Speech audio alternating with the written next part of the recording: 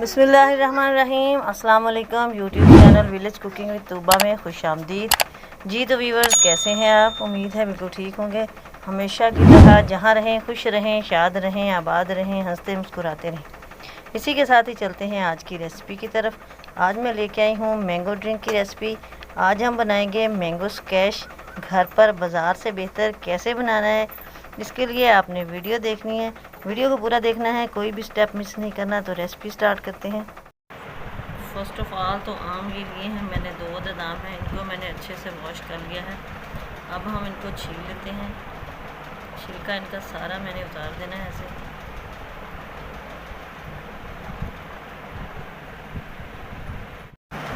आमों को मैंने छील लिया है अच्छे से, इनका छिलका जो है उतर चुका है।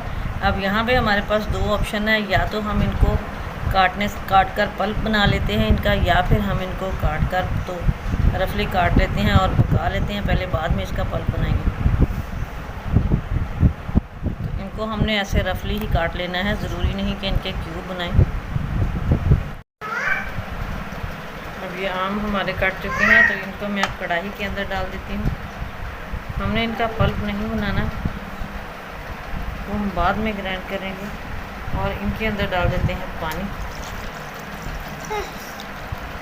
इस तरह पकाने से ये होगा कि हम जो है वो इजीली पका सकते हैं। अगर पल्प बनाया होता तो वो बार बार नीचे लग जाता है और चम्मच हिलाना पड़ता है। पानी हमने ऐसे ऊपर कर देना है, आमों के इतना पानी डालना है।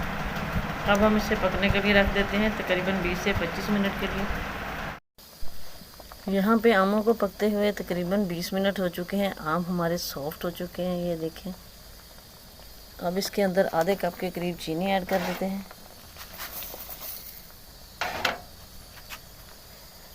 और इसको मज़ीद 2 से 3 मिनट के लिए पकने के लिए रख देते हैं। अब इसके अंदर हम 2 चम्मच लेमन का रस डाल देते हैं। लेमन का रस इसे कुछ अरसे के लिए सेव करने के लिए ख़राब नहीं होने देता, और टेस्ट भी इससे बहुत अच्छा हो जाता है। मज़ीद हम इसको 2 से 3 मिनट के लिए पकाएंगे और फिर इसे उतार कर ठंडा होने के लिए रख देंगे। ये इधर मैंगो का हमारे ठंडे हो चुके हैं। अब हम इनको जूसर में डाल के, जग में डाल के, तो इनको हम ब्लेंड कर लेते हैं।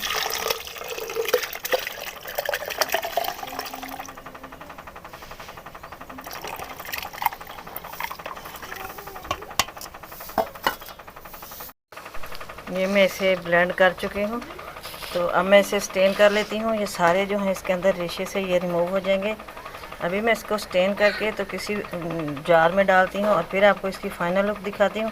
लेकिन इसी के साथ अगर आप चैनल पर नए हैं तो प्लीज़ सब्सक्राइब कीजिए, बेल आइकन को भी प्रेस कर दीजिए, ताकि मज़ीद वीडियोज़ का नोटिफिकेशन आपको ईज़िली और इन टाइम रिसीव हो। तो लीजिए जी, माशाल्लाह माशाल्लाह अल्हम्दुलिल्लाह, हमारा मज़ेदार सा मैंगो स्क्वैश रेडी हो चुका है।